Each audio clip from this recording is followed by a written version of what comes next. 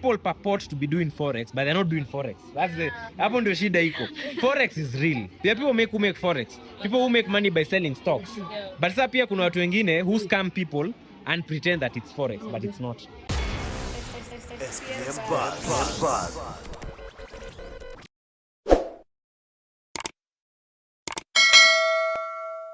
Hi, Khalid Kairo. How are you doing? I'm fine, thank you. How are you? I'm fine. You look great. Asante. So how do you feel being part of the Foina Training Institute launch today? I feel honored. Foina is a good friend of mine, and she's an amazing person. She actually shares a name with my mom.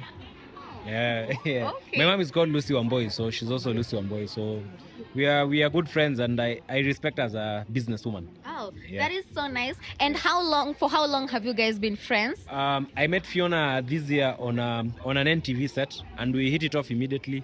Became very good friends, and I mean I'm proud of her for setting up this whole thing. And you gotta admire the sort of effort she puts. It's a motivation to any business person out there. Oh, Yeah. yes. And as a big entrepreneur in business yourself, what advice would you have for a good friend, Foina? I mean, keep pushing, keep putting the effort. Just keep launching new products. Don't worry much about the challenges; they'll always come, big, small. Just keep focused, focus on God, and keep pushing, and everything will be okay. Yeah. And of course, to your fans watching this, and they would love to join her Foina Beauty Training Yeah. Institute. Nazokaribisha. Please sign up to Foina Beauty Training Institute, and nilikuwa naambia Foina anipatie promo code. My fans, my friends, family, please sign up na mseme ni Kairo amewatuma. And of course, Khalid Kairo tukitoka kwa Foina Beauty Training Institute kidogo. Yeah. We saw the last time you were acquitted of like everything. It was a new start for you. Yeah. Maybe you can just tell us how was it? What was the feeling being acquitted na pia? Yeah. First things, glory goes to God. My name was dragged through a lot of mud. People said a lot of nasty things about me, but I always held. It's called what I've held on to the truth, and I'm happy because God is finally showing people that this guy easy to zilikuwa tu story. Some of them were very malicious. In fact, I've publicly said it that some of those cases were not really straightforward, and I'm happy because the fact that we were acquitted, the fact that we are no longer in court, just goes to underscore what I've been saying all along, that we are just having normal business challenges, and there are people, including some of our former clients, who were like, this is a very good opportunity to run his name through the mud, and I'm happy they achieved whatever they wanted. But I'm even happier that despite all the chaos, despite all the trouble, God came through, and my name has been cleared. I'm very happy. And of course, how was it like after you came through? Because the world was watching, and the people were for you. And not only like people saw you, not only on Kairo hata tobai, but you came through it. How was it? I normally say I give credit to God. It's not a situation I would wish even my worst enemy. These struggles, Casey, are normal. Most business people have been in similar situations, but mine, there was just a lot of bad energy. I didn't know I had that many enemies. So I just give credit to God. I can't take any credit. I can't say I'm very smart. I can't say I'm very wise. I would only say that God has been faithful, and He has clearly proven that He's never abandoned me. And even at my lowest, He was still there with me.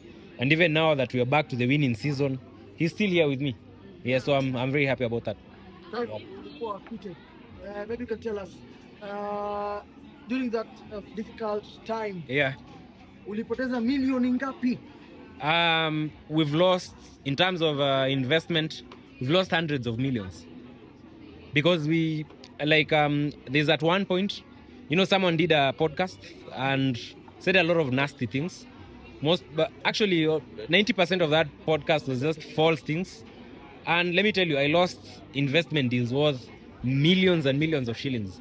My reputation came into disrepute, and a lot of clients cancelled on us. We had major contracts that we were working on, and a lot of clients lost faith. A lot, not all, a lot. But even before I was acquitted, this is the beauty about it. Guys saw me in Japan. We'd gone there to do more business. Again, it comes back to God that despite the challenges, despite the chaos, despite everything, we've been able to sail through. Not because we are very wise, I mean, the enemy had thrown all their cards on the table, but God was able to overturn the whole situation, and I'm happy for that. So how are you building your trust with the new clients, existing clients? I mean, sisi ni watu wa biashara. I normally say we have a 10-year track record. That translates to billions of cars sold, successfully delivered. So we are still building on that. I'm happy because now clients are warming up. The acquitted, of course, has been very critical, because now clients are able to see that, look, conmen in Kenya don't refund. We know this is Kenya, people bribe their way through the justice system. But the fact that much as we were not supposed to be even in that court in the first place, the fact that people are seeing that they're actually refunding money, and this is not small money that we're talking about. We're talking about 6 million Kenya shillings.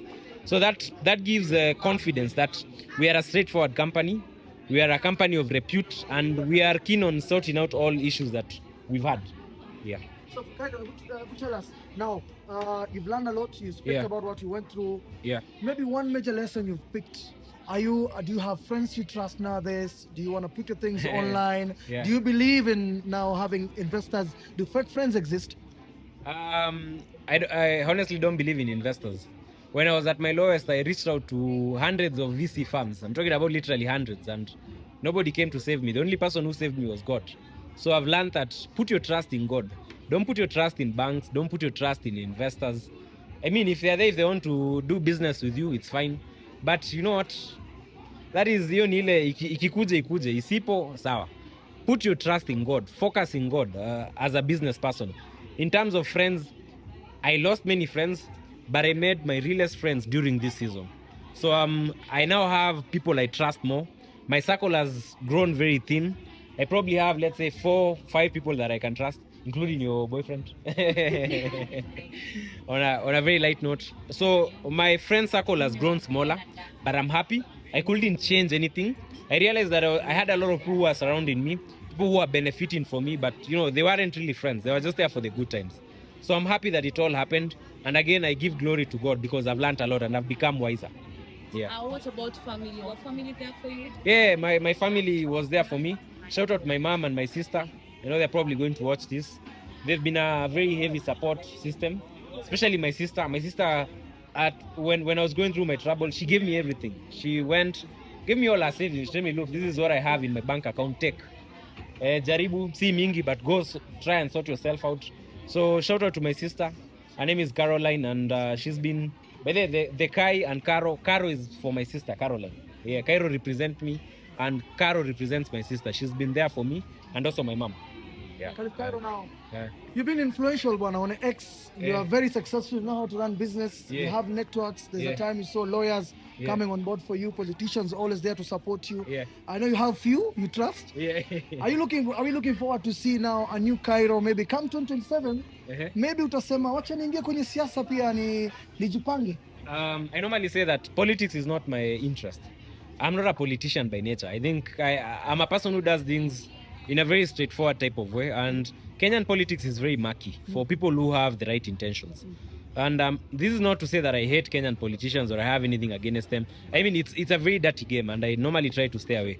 So unless God instructs me to run for any seat, I don't see myself going into politics anytime soon. Anytime? Yeah. Anytime. Because you have, I believe the youths are behind you. Yeah, and which is a good thing, but I think I can influence the youth in other realms. I can influence the youth in business. I can show them that we can build companies all around the world. I mean, Kenya, we can put Kenya on the map. It doesn't have to be politics. I don't have to be a governor to change the world. I can change the world using the small resources God has given me as a business person. That is my belief. But if God believes that he's ready for leadership, I wouldn't refuse. Yeah. So we're looking forward to see you now, maybe, because you don't want to vie for a political seat for now. Yeah. Are we looking to expect to see a Kairo movie, a series, a book about what happened? A book will definitely come. A documentary maybe. Not now. I feel like we are still in the first chapters of this book that God is writing about my life. So maybe in 20 years, itakuwa imefika climax, or in 30 years. So at that point, sasa tutaandika kitabu. I think bado we are still starting. It's still in the morning. There's still I'm only 28. Hata that is jaingia. So I still believe there's a lot to be done. And of course, Cairo, we've seen you bounce back very big. And by the time hizi vitu zilikuwa zinafanyika, people dragged your name, and of course some people were linked to women. Ati Cairo when he was up there alikuwa pale kwa chopa na wanawake. They're among the people wenye walikulead into this maybe. Sema tu weka swali straight. Wanawake ndio waliangusha. No. Fall down. Hapana, here's the thing. I normally tell people like at one point Kenyan Karo and Jetman had a payroll of like 3 million shillings a month. 3 million shillings every month. So every month I wake up, every new month we had to figure out where we get in 3 million to pay commissions and to pay taxes and to pay all these things.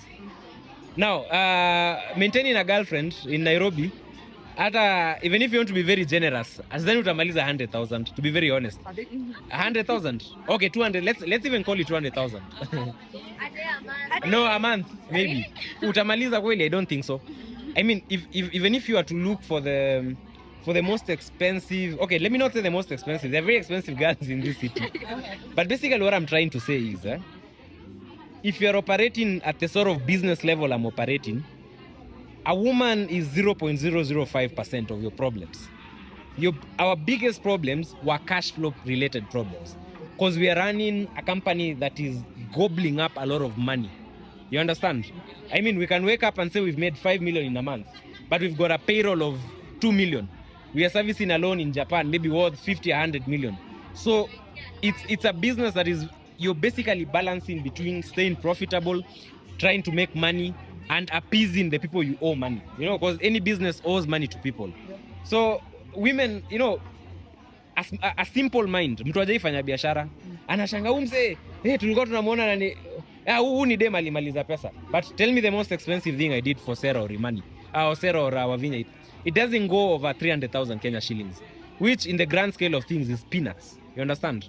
So the biggest things that will bring you down in a company, it's mostly the normal, usual stuff.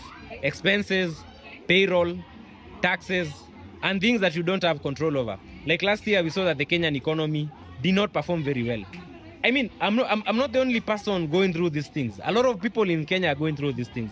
People are getting auctioned, companies are sinking, companies are going into liquidation. So it's not something special, you understand? Okay. But you see mtu wako pale, yeye hajaifanya biashara.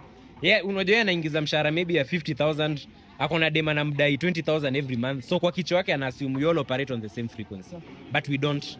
In business, a girlfriend is a very small liability. Probably my car will cost more to run or than, you know, even dealing with a girlfriend. Yeah. And currently, are you seeing someone? No. I'm very single. I normally repeat that I'm very poor at relationships because beautiful women require a lot of attention. And sometimes when you're juggling two companies, it's like a mother who has two children. These children ndio kila kitu kwake. So inakuanga very dicey sometimes. So right now I don't think I'm in a right state to date. Saini kukwanza ni to ensure that our companies fully recover. Right now we are on the recovery trail. We are like, let's say 90% recovered. I want it to get to 150%. We need to overtake where we are and even go further. So for that reason, I'm not really interested in relationships. I have a lot of things to worry about. I have creditors to deal with. I have banks to deal with. And I have a God to appease. So women, for the moment, are not really top of my priority. So you celibate? I've actually been, in fact, last year I was celibate for most of the year. So right now I'm still very, very celibate. Thank you so much. Thank you so much, Cairo. Maybe one word in regards to Forex in the country. Do you believe in Forex? Because we've seen individuals starting a Forex school. No, here's the thing. I think Forex ni kitu ina exist. There are people, I mean, there are so many Forex bureaus. Kuna watu, like tomorrow if I want to do a payment of 50 million to Japan, I'll have to go to a Forex bureau to convert my 50 million Kenya shillings into Japanese yen. So the Forex aspect equal. And I know people who do Forex and make money. The only problem is that we live in a society where people purport to be doing Forex, but they're not doing Forex. That's the hapo ndio shida iko. Forex is real. There are people who make Forex. People who make money by selling stocks. But sasa pia kuna watu wengine who scam people and pretend that it's Forex, but it's not. So mimi sitaki kumention jina mtu, but as a person who's going to watch this video, usikue fala, you know, just be smart, try and gauge, ulizia, talk to people. Yeah. Okay, thanks so much. SPM Buzz.